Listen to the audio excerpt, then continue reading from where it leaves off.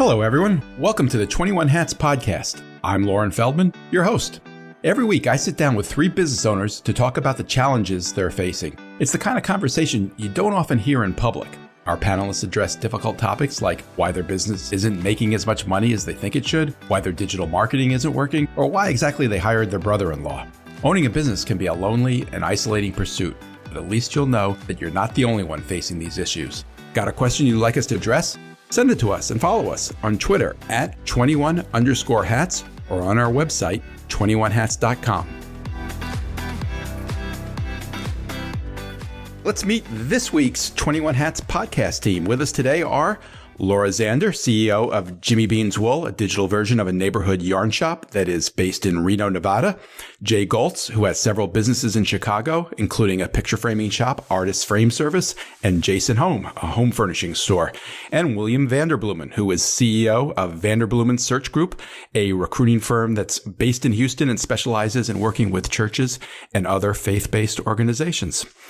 So today, I'd really like to talk about culture. And I have to confess, this is a term that kind of gives me the willies, mostly because it gets thrown around a lot. And I think its meaning often gets lost. We often end up talking about trivial things that I'm not sure really reflect the true culture of a business.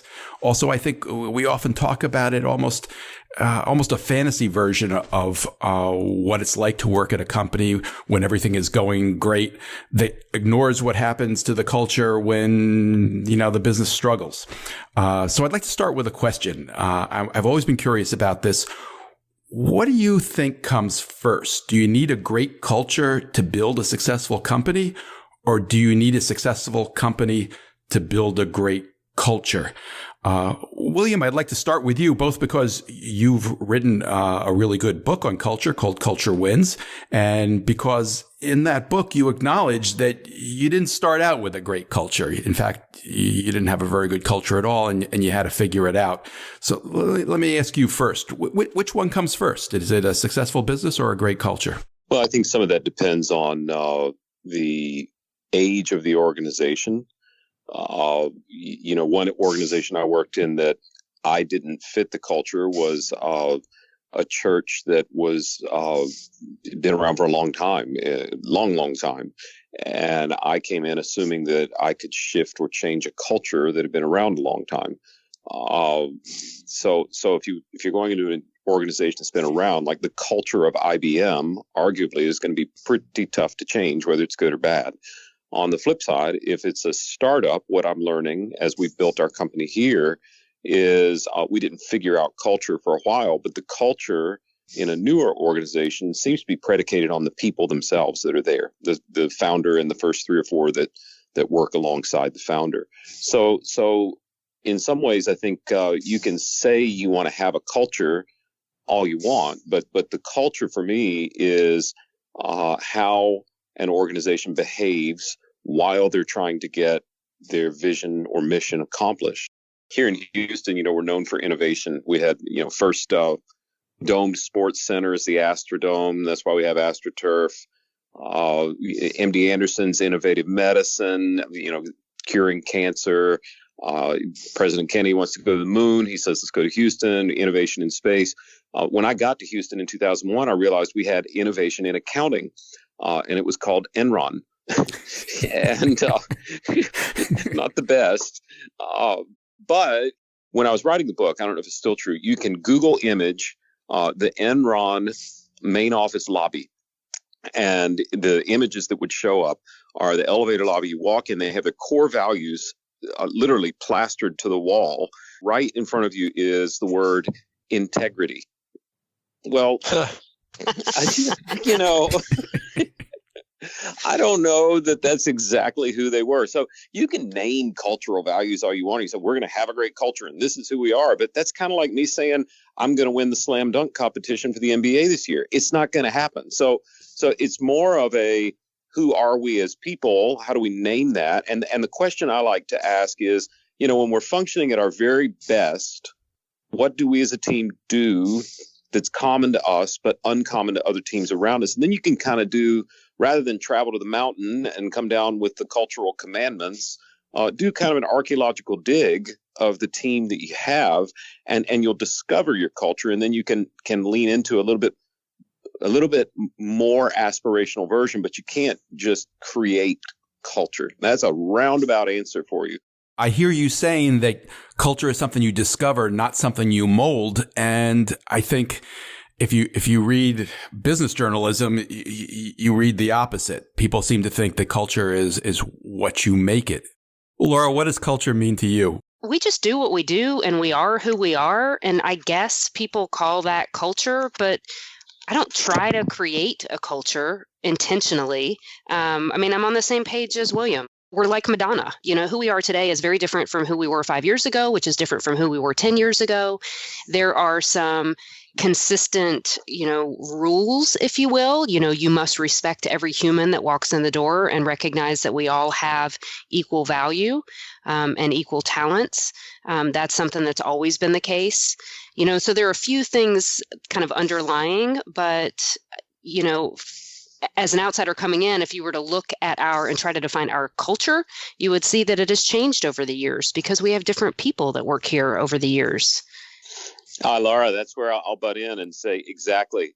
The culture is defined by the people on your team. And the mistake I see organizations make is when they say, we're going to go copy the cultural values of Google or the slide deck for Netflix, and we're going to do that.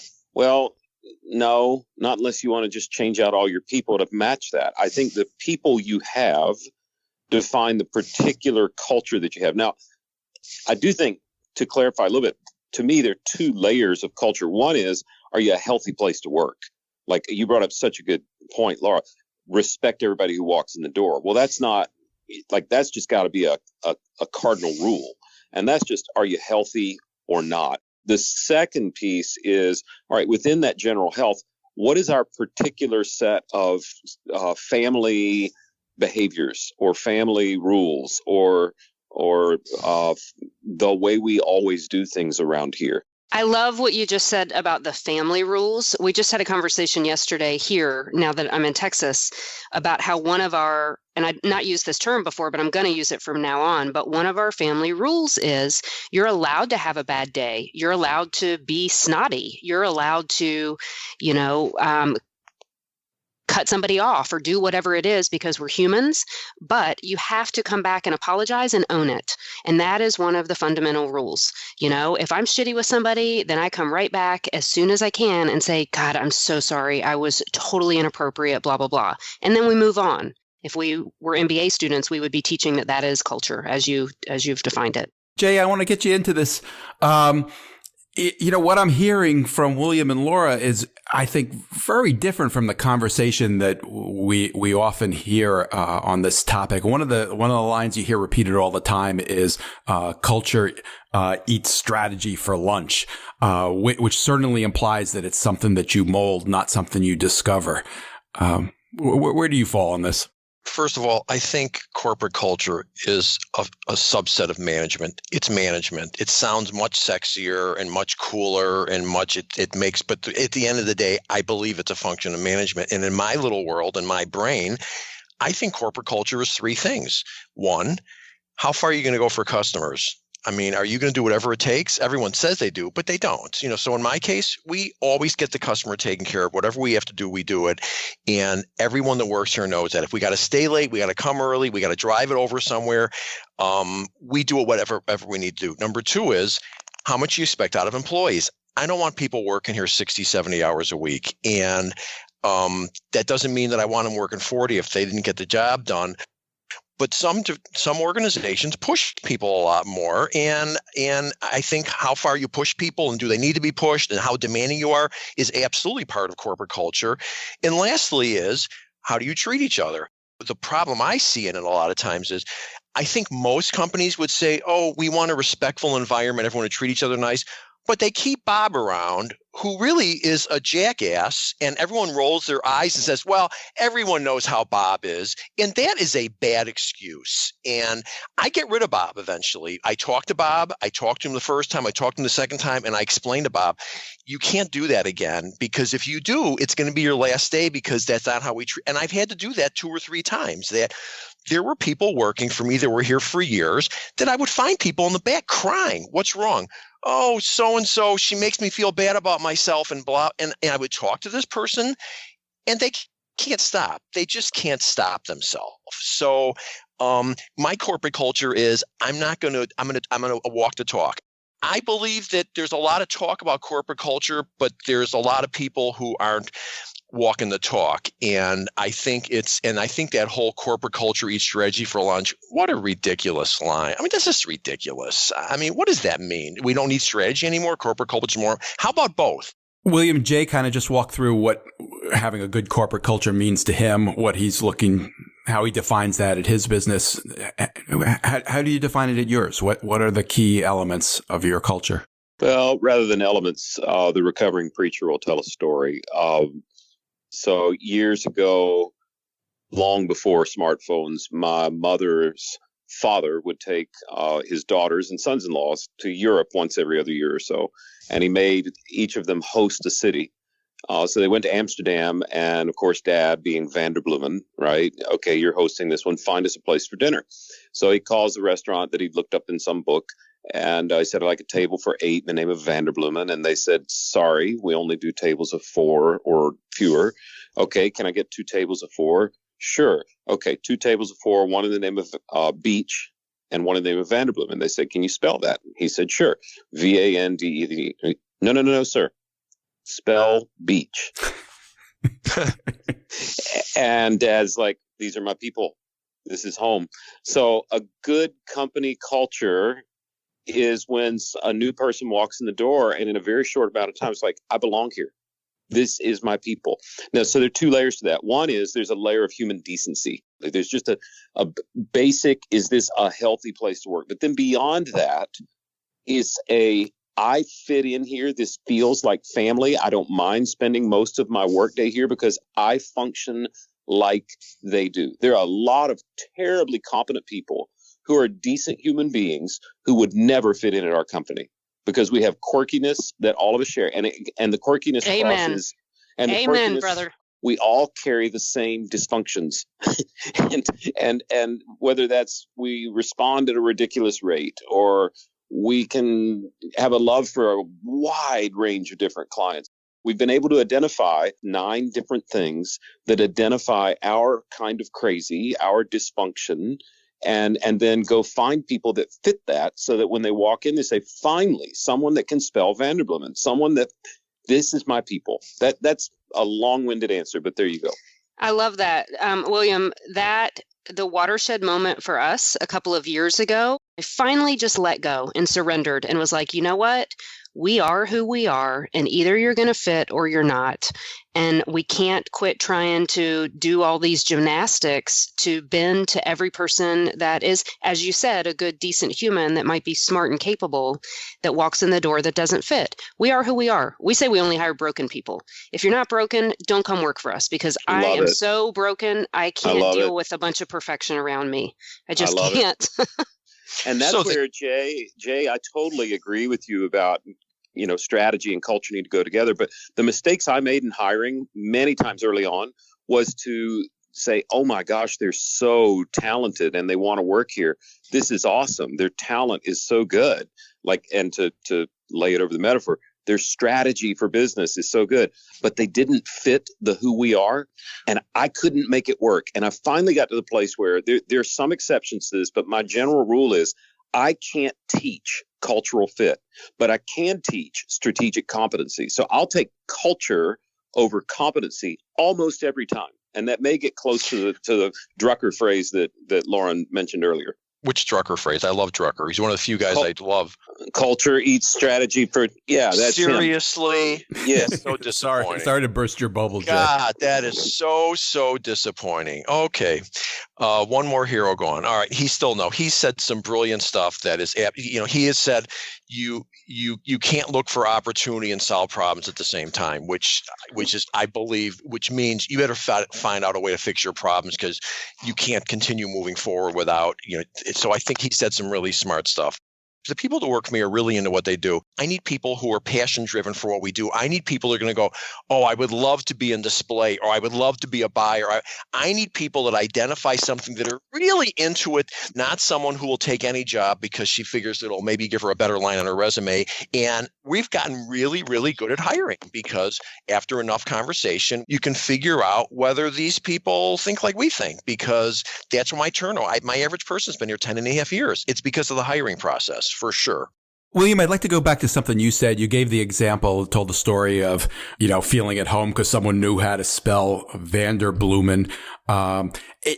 When you think about the fit in those terms, it seems as if it would be easy to end up in a situation where you are hiring people who mostly kind of look like you. How do you avoid that? How do you spot fit while also looking for diversity?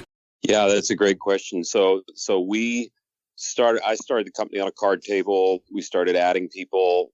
All of a sudden, we're winning culture awards when we named our cultural values and gone through a process, but we never really studied it. So then got asked to write a book about it. And I went and said, well, this doesn't even be about me because I'm just a preacher with a religion and philosophy degree. So we went and interviewed 150 CEOs of companies that were winning best places to work, top company culture, all these to find sort of the common threads. And one of the common threads that I heard is this two-layered approach. One, we need to be a healthy place to work. But then secondly, we have to do the hard work of discovering why we all fit together. And that's where I got to this question. When we're functioning at our very best, what do we do that's common to us, but uncommon to other teams around us? Once we started to get clear on that, and I heard it over and over and over from huge organizations to small startups that have gotten best places to work, is we figured out what we as a family do together that might be weird for others. Once that got named for us, we were able to interview around it. And, a great example, one of our values is ridiculous responsiveness. And there's a long story behind that. Basically, I'm a little OCD about getting back to people. And so that birthed a team that carries that same value where we generally get back to people within 60 seconds of them reaching out to us. And that's kind of crazy. I mean, there are a lot of smart people that just don't do that. And that doesn't make them, abnormal. Once we had that figured out, we could start interviewing to see if someone innately behaved the same way we do. Do you have a test? Oh, yeah. I got to find a new one because I've told the story. But, we bring Lauren in for an interview because he wants to come work with us. And it's great. You fly all the way back to Newark and you take the train into Princeton and you finally get home. And then you get a text from somebody you don't recognize. And it's a text that says, Hi, Lauren. This is Jay. I work at Vanderblumen. I was on the road today. I heard you were in the office for an interview. Love to connect with you sometime. Well, if you don't do anything, that's fine. If you get back to Jay within 24 hours, that's pretty awesome. This average response time for leads is 42 hours, which is insane. Why would you not reply in 2 minutes and just be like, hey? 2 minutes is too slow. But if Lauren chooses to text right away and say, hey, I'm just getting home to my family, but let's set up a time to talk next week. And that's that same night. Well, now it's wow. But William, if you had just told me you wanted me to respond within 60 seconds, I would have done it. I didn't know. Yeah, that's right. That's like the lame interview question. Well, tell me your greatest weakness. I mean, right. No. Find ways to interview when you're not supposed to be interviewing to see if people function and behave the same way you behave. That's weird to the rest of the world. And that's when you get, that's a whole step above, is this a healthy place to work? And, oh, Harvey's just that way. It's a different way of thinking. But my study of the 150 companies showed me people are starting to say, okay, we're all broken. Thank you, Laura. But do we share the same kinds of brokenness so that when we work together, there's a synergy that's really amazing? Oh my God, that's really smart. You should write a book. I'll ask someone, so why are you looking for a job? And they go, well, it's just time. Really? What does that mean? I mean, no, really. And I know you've been told not to say something, but there must be something about your job you don't like. And I'd like to know, because maybe I'm the same way here. It'll save both of us a lot of time. I had a woman tell me one time, it's just too corporate. Really? What does that mean? Well, you got to use a key card to get into the bathroom. I figured it out myself what the problem is. She was a graphic designer in a real estate firm, the only one, and she probably had 10 bosses throwing stuff on her desk all day long going, no, this is more important than the other guy. And I'm sure it was frustrating. If she would have simply said, frankly, I'm the only graphic designer there, I got 10 bosses, and I would have accepted that. I would have liked her honesty, and I would have hired her. Instead, I don't want to hire her because I learned that if they're not honest on the interview, they're not going to be honest 2 months later. And I found that people that do the phony interview don't work out well here. Do any of you refer to your teams as family? Absolutely not. I'm not getting trapped into that. I think it's like a family, but I believe that's a very, very serious trap because you don't fire your family members. Yeah, but Jay, that sounds like you have a much different family background. See, in our family, you do fire members. I fired a couple of cousins, I got to say. I did too. You don't have to love them. You don't have to like them. You don't have to see them. You just have a biological connection to them. Laura, do you refer to your people as a family? Informally, yeah. Every once in a while, I mean, it's not like it's a term that we use, but I can't say that I've never said that sometimes this is like family. And again, back to it's okay. Every once in a while, we're going to get in an argument. Every once in a while, we're not going to agree. But as long as we respect each other and care about each other, we can work through it. So I also refer to it as a basketball team. So I'm not, yeah. So yes. William, how about you? Yeah, it's so interesting. I learned a new word a few years back.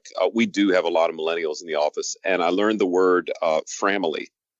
The friends and family sort of thing. I'm just learning from them. And one thing I'm learning is this generation, which now dominates the U.S. workforce, in general, they're the first generation, the first people within sub-generations where, it's not really a cardinal goal to get married and have kids before you're in your mid-30s. And so you've got a lot of people who are waiting longer to get married, waiting longer to have kids. So what does that mean? That means you've got a lot of people whose primary relationships are found in the workplace. And that's a whole different ballgame. This generation is going to come and go from jobs and careers like crazy. And to me, retention is going to be the competitive advantage for companies over the next 10 to 15 years as this generation saturates the workplace. And retention, to me, will depend largely on, is this a workplace and a group of people I want to do most of my time with? So maybe you don't call it family, but it's different than the old school, they just work here. So we call it family, and we've had to learn that means there have to be boundaries. Like it can't get too fuzzy. There can be a whole lot of risk seeing your staff as family, but it's certainly more familial, including drawing a line when you have to draw a line. Do you ever feel that it gets in the way of that? Totally. And I mean, we could spend hours parked on this because I've learned so much the hard way. Well, yes, we're all one big happy family until something gets weird. And then, it's hard. So I totally hear where Jay's coming from. But in my experience, I've had to change my leadership to not view people who work here as just people who work here and then go home to their family.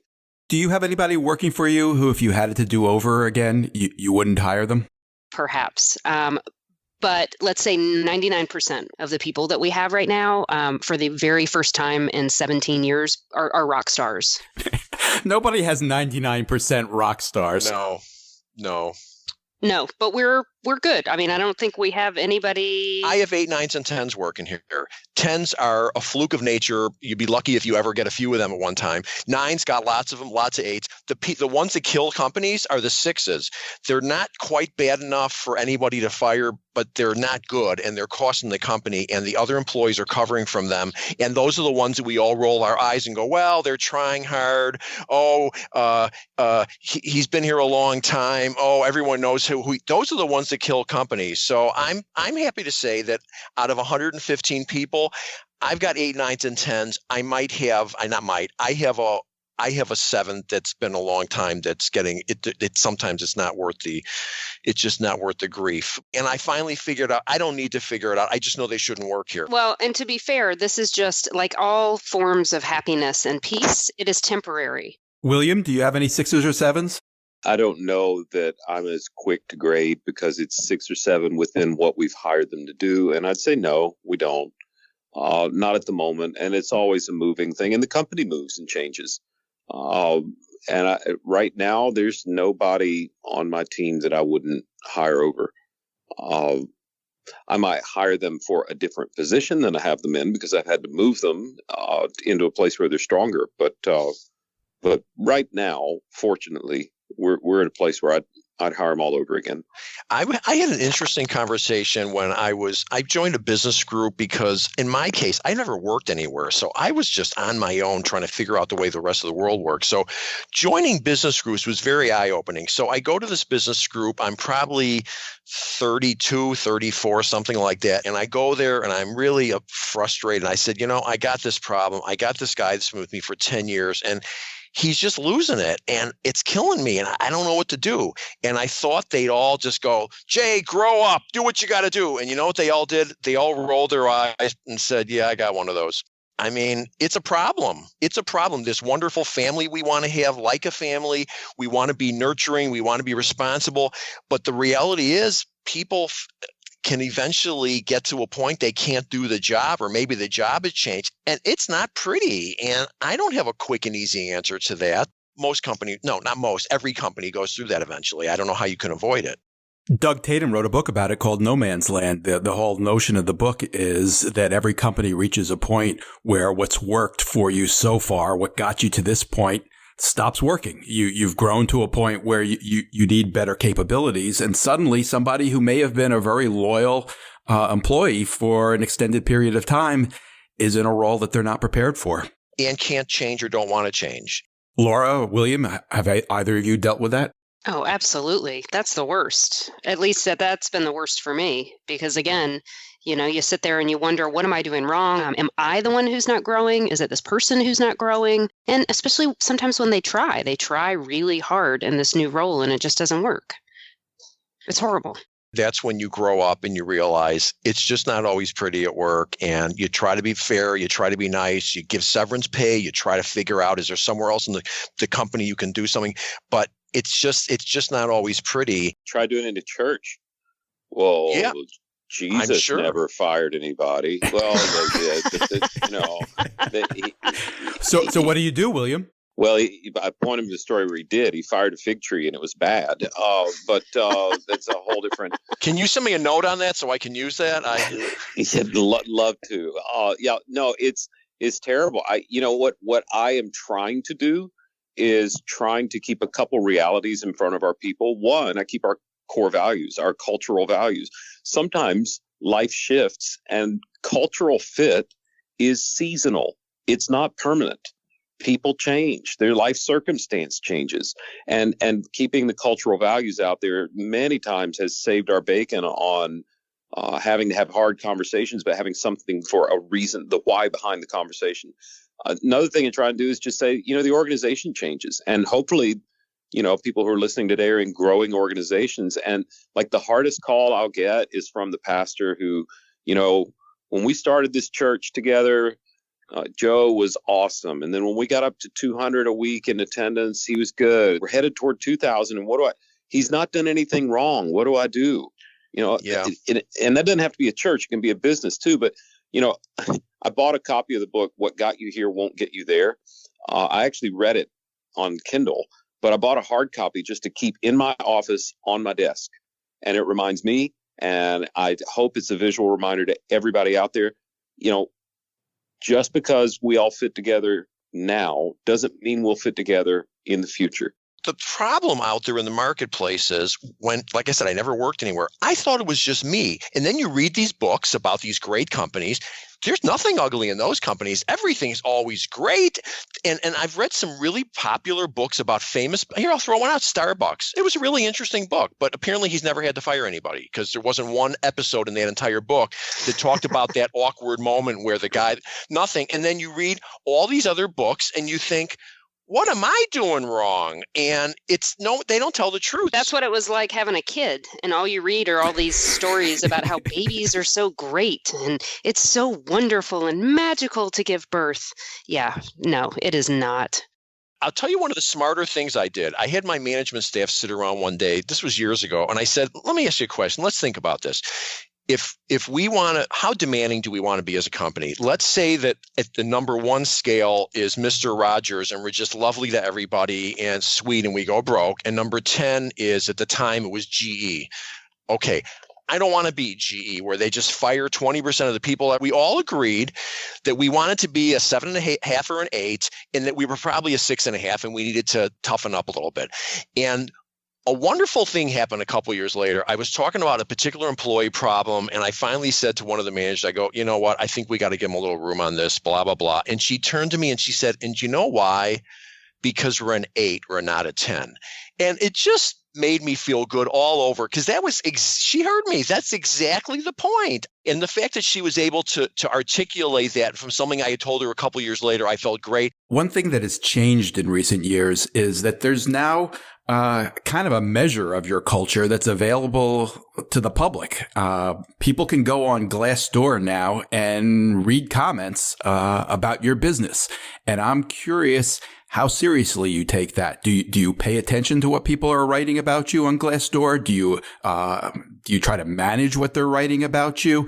How do you think about it? Laura, how about you? That's, you know what? I don't go on there. I do have our staff go look at it. So that's not fair. You're afraid to look? Yeah. Oh yeah, absolutely. Like, I'm too fragile. And a lot of times the negative comments that are on there are things that I know. What I've noticed is, the only people that put stuff up are the people that it did not end well, or in many cases, it's the scenario that we had just talked about before, where it was somebody who couldn't grow with the company. And it was just messy. We should probably work a little harder on that, but we don't. How about you, William? We do. I try not to let it monopolize my energy. It's kind of like, do you really pick your restaurant based on Yelp reviews? I mean, restaurateurs have figured out how to game that and make the restaurant look better than it is. Other people that are just crabby people write crabby things. Well, I guess what I'm looking for is anytime I see a real employee writing something that I really need to know. We see it even with customer satisfaction. We had a guy write in on our Facebook page yesterday. Well, they didn't get back to me as quickly as I would have liked. Well, the guy, if you knew the story behind the story, it's like, oh my gosh, there's no point in trying to, react to this, because the guy was way out of bounds as a client. And same's true with employees or former employees. I'm going to look for, is there something I can actually learn that's worth responding to? But I do think that time will tell that unless there's some throttle for quality control with Glassdoor, it can be gamed. I mean, you can make it look better than it is. It's all self-reported salaries. It's all self-reported reviews. And that doesn't have any. Nobody would advise a restaurant to get people to put it to completely fake positive reviews. But smart people do advise restaurant owners to encourage their customers to write a review. Was it an Amazon who's gotten in trouble recently for, all the kind of fake reviews that are on the site and people gaming all the products? And being in retail, that's kind of the area that I look at. You can't trust the information. At least from my perspective, it starts to lose its value when you can't tell if it's been gamed or not been gamed. And so all of a sudden, at some point, it'll become useless. Maybe this is the difference between my age and the other people's age. At some point, you just say to yourself, enough already. Like, it is what it is. And yep. I'm just, you could make yourself nuts. Someone's going to get mad at you about something. And that's just the way it is. And you better get a thicker skin, because if you're naive enough to think you're going to make everybody happy, and then when you fire people, they're going to thank you for giving them an opportunity to find a different job, you're crazy. So which starts with, do you think you're going to hire perfectly? No. Are you going to have some people that you're going to have to eventually fire? Yes. Are they going to be happy with you? No. Are they going to go on Glassdoor? Quite possibly. Are they going to say nice things about you? No. It is what it is. And there's only so much you can do. On that note, thank you all. I thought this was a real good conversation. Thanks for listening, everybody. This episode was produced by Jess Thuberon, founder of Blank Word Productions. Remember, if you liked what you heard, tell your friends, tell your enemies, subscribe. Like us, and best of all, connect with us. Follow us on Twitter at 21_hats and visit us at 21hats.com. Let us know what questions or issues you'd like to hear our panel of fearless business owners address. See you next time.